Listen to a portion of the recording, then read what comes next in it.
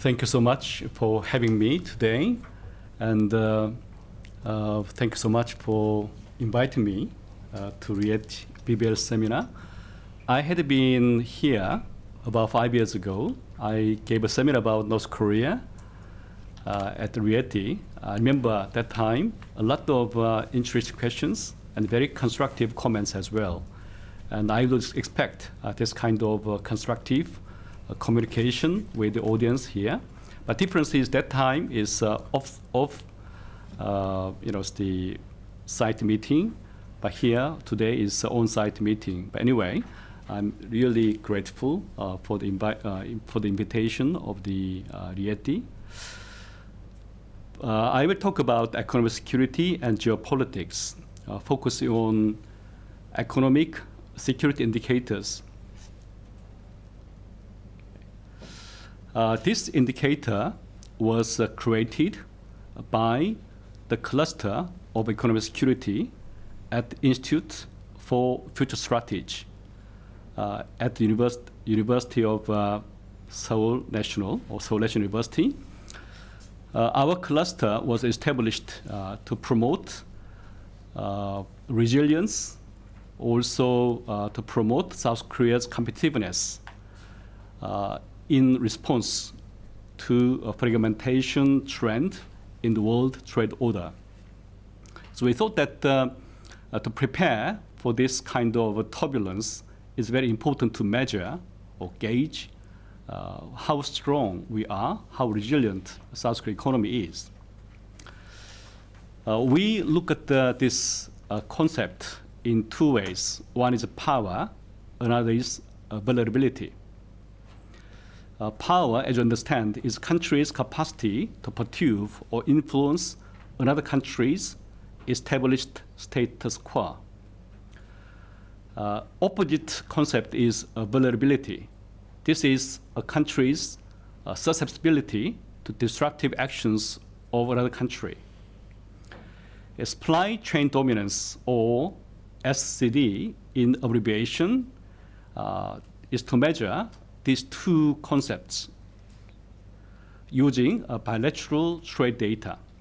And so we bring UN Comtrade data to look at each country's trade flows. But we need a kind of threshold. Okay? For example, power. Okay? So suppose that China exports lithium to South Korea, but China is exports more than 10% of total global lithium trade. And South Korea imports lithium from China more than 40% in total import. Then China has export power, and South Korea is vulnerable. Okay? So we need a kind of threshold. For example, this case, 10% of global production, 10% of export in the world, and 40% of import. Okay. If I give example, in 2021, Russia's export of natural gas was about 25% or in total export of natural gas in the world, and the EU imported 45% of natural gas from Russia. Therefore, in terms of our measure, Russia was in power in controlling natural gas, and EU was vulnerable to disrupt actions of Russia. And we post the data from power and availability at our website. If you look at this website, Institute for Future Strategy, Seoul National University, our cluster is included in the menu. And if you look at the data and the outcomes of our measure. And other institutions, such as Harvard Growth Lab, computes economic complexity. This is also late concept. Economic complexity normally means competitiveness. A country produces a very complex product. That means this country is very competitive. But nowadays, this complexity may mean vulnerability because world order trade is fragmented. Then importing parts, equipments, and materials from other countries may be easily disrupted because this country requires a lot of parts, a lot of equipment to produce very complex product. And so, unfortunately, nowadays we can say big is beautiful. But Japan and South Korea are relatively small compared with the United States and China. If you look at the ranking in economic complexity, Japan has been top throughout 2001 to 2021. And South Korea started from a bit lower. In 2001, South Korea was 20th, but nowadays number 3 in terms of complexity. Germany is number 4. But if you look at the United States, competitiveness decreased relatively from 6th in 2001, but to 14th in 2021. But China actually has climbed up the ranking from 39th in 2001 to 18th in 2021. Okay. And China becomes more competitive. And also, if you look at the complexity index, okay, China is very much assured by disruptive actions because competitiveness is lower than Japan and South Korea and the United States. So we computed our supply chain dominance index and we ranked countries using this SCD. And if you look at the table, China tops in the ranking in terms of power, okay, export power. In 2001, China was number 3, but now number 1, followed by Germany and United States. Japan is number 6. So China has got the strongest power in controlling export. But the vulnerability China faces is fairly low. In the world ranking, China ranked 56th. So China is formidable in terms of power score. If you look at the power score, 83,210, which is about 4 times more than Germany and 8 times more than United States. But if you look at 2001, that was opposite. United States was number 1 in export power, now it's number 3. And also, the gap becomes wider, okay? Gets wider over time. So if you compare Germany, United States, Japan, South Korea, if you add up this power score of these 4 countries, but still much below than China's. But China is less vulnerable because it's number 56, Japan number 7, and South Korea number 1 in terms of vulnerability. That means it can be easily disrupted by other countries' aggressive actions, like sanctions. So, as I said, China's export power is very formidable. It increased by a factor of 8 from 2001 to 2021. But the United States decreased, okay, by 50% in its export power. And China's export power can be contrasted to its vulnerability. Okay? As vulnerability is low and export power is strong, that means China cannot be easily disrupted by other countries' actions. But how about the other sort of materials, especially critical materials? United States, the government published a list of critical products, okay, which include health and biological preparedness, ICT, energy, critical minerals, and we translated these industries into 6-digit HS codes. And look at the the country's rank, this is the result. China is still number one. Actually, in many sectors, minerals and materials, energy, public health, ICT, China is number one in export power. Also, in terms of availability, is fairly low. Okay. Minerals and materials are higher, number 4, but other areas is very low. But if you look at Japan, export power is number 8, but in availability, okay, is number 1, number 4, number 8, number 10.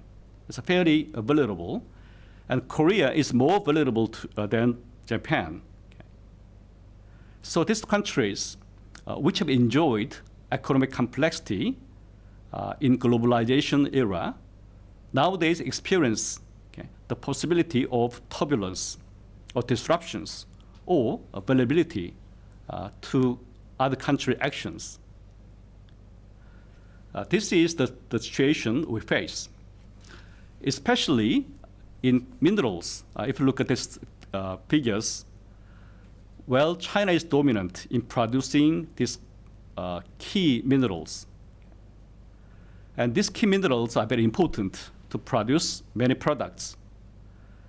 And China export these key materials and can use these critical minerals, okay, to perturb or influence negatively other countries' trade and economy and possibly security.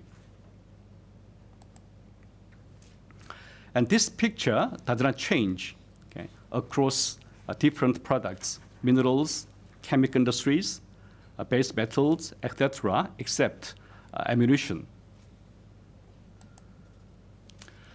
We look at the extent of this export power in terms of democracy index. And so y-axis refers to what extent the country is democratic. Okay. Below 0.5 is less liberal or non-liberal. Above 0.5 is liberal. Okay. So if you look at the 1995, okay, China's GDP per capita and export power is low. Okay. And if you look at the circle, the size circle is small. And if you look at the higher, 1/4 dimension, United States and Germany, France, Japan dominate. Okay, it's global trade. But nowadays, we see this situation is not true anymore. Okay, China is still in non-liberal country, but it's very dominant in world trade. If you look at the size of circle, the United States becomes smaller compared with China and Germany, Japan, the same. So these situations we face nowadays in fragmented world trade, also very turbulent geopolitics. So what kind of implications can it draw from this analysis? I think that decoupling is nearly impossible. Given export power China possesses, decoupling incurs a lot of costs to a country which attempts to decouple from China. Some says de-risking is a safe word, but I don't know whether de-risking may fully serve the United States' strategic interests. Given United States' rivalry with China, United States want to make sure it remains #1 country in economy and military on other sectors. Therefore, de-risking may not be the strategic interest of the United States can pursue. Therefore, maybe optimal policy from the perspective of the United States is a strategy that combines decoupling in key advanced technologies with de-risking in other industries. I think the United States has been moving to this direction. But Okay, this kind of situation is not welcome news both to Korea and Japan, because these countries can be most easily disrupted by this rivalry. Also, China's possible retaliation. Of course, we have to think about these two questions: how long this rivalry will continue, and what will happen afterwards. Okay. Well, I asked this question to the founder of Heritage Foundation, United States, Dr. Fuller, and I asked, okay, how long would you expect? Do you expect this rivalry will continue? He just answered with one word: indefinite. So we can expect perhaps, okay, at least 10 years, a decade, or more decades, okay, this rivalry. But anyway, we are countries, okay, two countries which are very advanced in manufacturing and key manufacturing, advanced manufacturing areas, okay, have to look at the end, okay, of this rivalry and what should be our strategy to remain in key producers of technologies and manufacturing goods. Okay, geopolitical changes, okay, we nowadays observe, okay, are very serious. Well, nowadays the world is divided into liberal and non-liberal countries. This doesn't happen only in politics or diplomacy. It also happens in the economic sector. If you look at the Chinese export power, it has been directing more toward non-liberal countries than liberal countries. China's export power toward liberal democracies has increased, okay, 15 times from 2001 to 2021. In contrast, export toward non-liberal democracies increased by 21 times. Therefore, export of China goes to non-liberal democracies more than to liberal democracies. That means a kind of block of trade, okay, or fragmented world trade we observe from this data as well. This is a visualization of this trend. Okay? If you look at this graph, China's export to non-liberal countries surged, while its export to non-liberal democracies has increased, but not that much. Yes, I was asked to talk about North Korea in this seminar, as well as the indicator we created. Initially, I was a bit hesitant because these two are a bit different. One is economy, another one is geopolitics. But I think the right time today, particularly given Putin's visit to North Korea. So Korea and Japan, okay, face a similar or the same challenge from North Korea. So I think it's good to give some thought about this challenge as well. A challenge from China may be more important in terms of their global impact. But challenge from North Korea can be more urgent, perhaps more dangerous for South Korea and Japan. I start with North Korea's growth rates. Okay. I guess or guesstimate North Korea GDP from 2017 to last year declined by 25%. This is because of sanctions and because of COVID-19. And North Korea shut down the trade with other countries, especially China, because of its concern in COVID-19.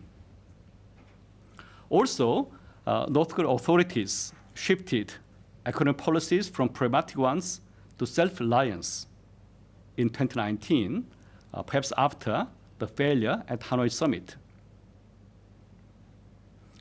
So North Korea has to be self-reliant. Okay?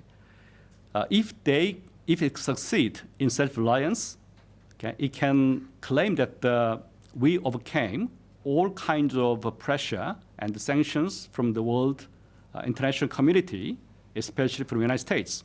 Therefore, we should be recognized as de facto nuclear state.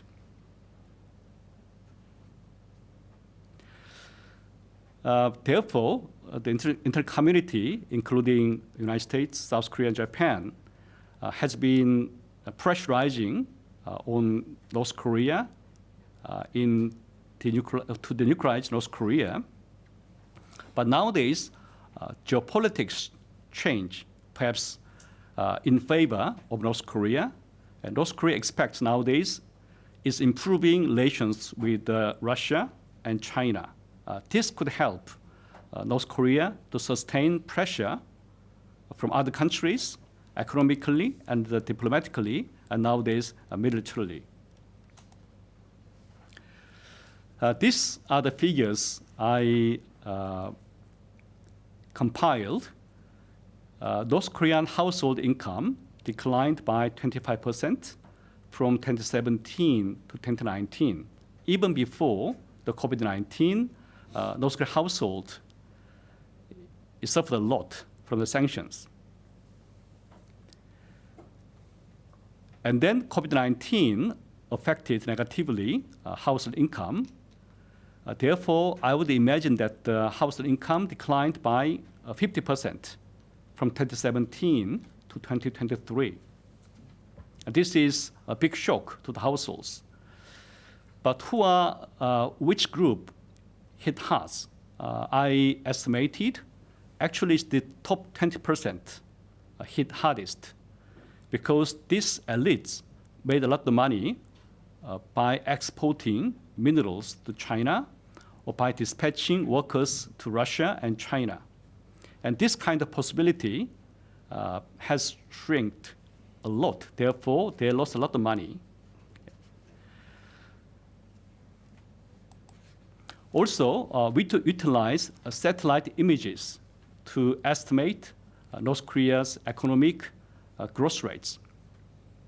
A recent paper by Kim 2023, which estimates North Korea manufacturing output using satellite images, nighttime light data. Manufacturing has decreased by 20%. GDP decreased by 12% during 2017 and 2019. This situation might have continued in the COVID-19 period from 2020 to 2023. Therefore, North Korean economic conditions are very poor. And this economic analysis, okay, may have implications for Kim Jong-un's controlling the society. Institute for Peace and Unification Studies at SNU surveys newcomers from North Korea to settle down in South Korea, asking questions about popular support for their leaders, okay, Kim Il-sung, Kim Jong-il, or Kim Jong-un. If you look at this figure, left-hand side, Kim Jong-un's popularity is highest in 2018, 73%. Okay. It declined in 2019 and 2020, okay, because I think the household expected a new good outcomes from Hanoi Summit, but that wasn't the case. Therefore, his popularity decreased. I would expect decline continued, okay, in 2021, 22. Okay. Nowadays, perhaps lower than 50%, which is lower than his father's popularity.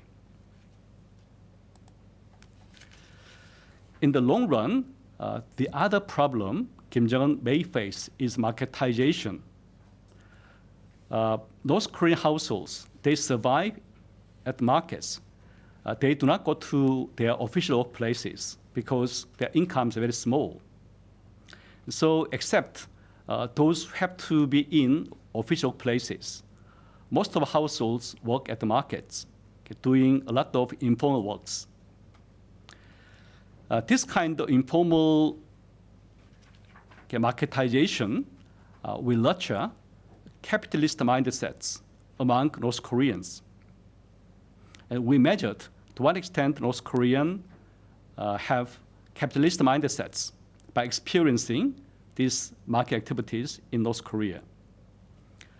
And if you look at this graph, South Koreans, obviously, if you look at x-axis, refers to support for market economy. So when we go long x-axis, okay, this is support for market economy. South Koreans support market economy to the largest. But there are two distinct groups among North Korean refugees living in South Korea. Those who experienced market activities while they were living in North Korea tend to support market more than socialism. The lowest one is found among people who haven't experienced market activities in North Korea. So if I give some kind of figures, suppose that South Korean households support market economy at 100%. Okay, that's just an imaginary figure. And North Korean defectors who have not experienced market activities while they were living in North Korea support market at 0. Okay. Those who have experienced market activities while they were in North Korea support market economy at 40%. So these people, although they are physically living in North Korea, in social country, their mindset is half capitalist. This is kind of change or transformation from below through market experiences. Given this kind of backgrounds and this kind of challenges, we would like to suggest or propose South Korea and Japan should be more cooperative in economy and security. That's why we come here. Actually, the audience may not see us, but we have a group of economists, political scientists, experts on Japan, and experts on science technology come here to research about policies which aim to improving cooperation between Japan and South Korea. Why? Because we understand Europe is united. Economically, European Union, also security side, NATO. But Asia is divided. And South Korea and Japan are two democratic countries. In East Asia, we face non-democratic country like China. If South Korea and Japan are divided, I don't think we can effectively counter challenges from geopolitics, challenges from economic side. So it's time for the two countries to exert a dual leadership, to initiate joint actions. Otherwise, I'm afraid to lose opportunities. This is time we think very seriously how to improve relations, how to make this improvement irreversible. I mentioned about similar challenges. Also, we have similar values. I understand that some Japanese argue South Korea may not be predicted. But that is actually we are a democratic country. But our values are in our constitutions. Well, Japan has constitution and South Korea has. We are a democratic country, and also market economy is our core foundation in institutions. Actually, if two countries move together and more deeply cooperate, that could affect okay, election as well, because young people in South Korea, called MZ generation, okay, they're very responsive to changes. Okay. Therefore, this challenge, okay, given this challenge, our cooperation is not option, I think, but must. Okay. Also, we have economically complementary. If you look at these tables, okay, well, country sources of availability as producers. If you look at the United States, China, Korea, Japan, Germany, well, Korea has largest availability coming a shock from China, followed by United States. And number 3 country, Japan. And Japan, number 1 availability comes from China, followed by United States. Korea number 3. So if Korea and Japan are cooperative, we don't have to worry about this availability coming either from Japan or South Korea. Also, country sources, okay, as consumers is similar. Korea, number 2 availability as consumer comes from Japan, followed by China. So we can get rid of this concern by being united, and economy and other sectors is very important.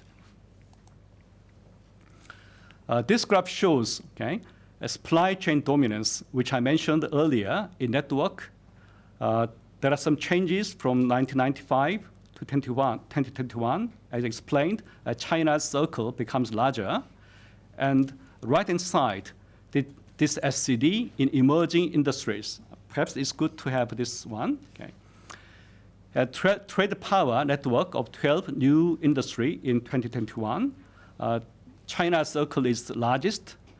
But if you look at the United States, Japan, Netherlands, Germany, Republic of Korea, these 5 countries are like-minded countries. If we are united, okay, in these key areas, okay, the size of circle is larger than China's. Okay. So I think it's important to keep this competitiveness in these key industries by having kind of network of 5 like-minded countries.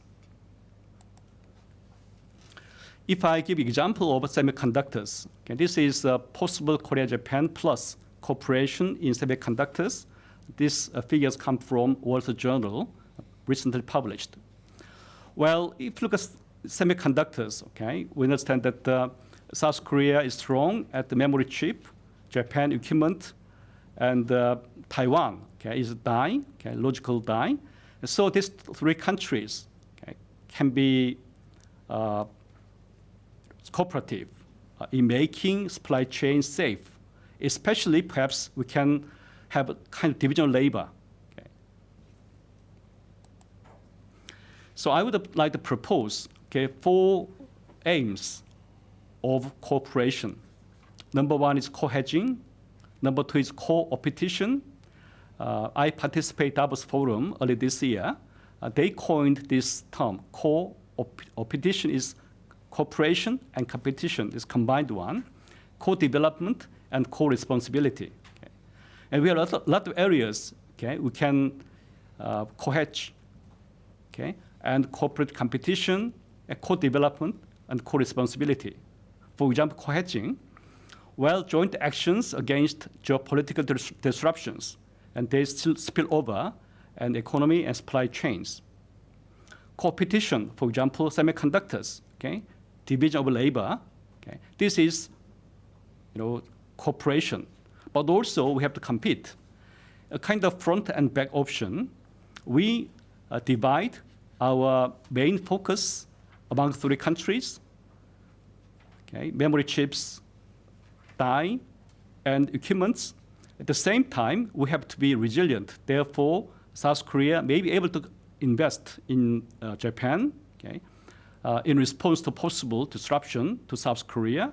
And Japan, memory can be produced in Japan, but also Japan companies can make investment in South Korea in equipments and materials. Okay, this kind of front and back option is an example of co-opetition.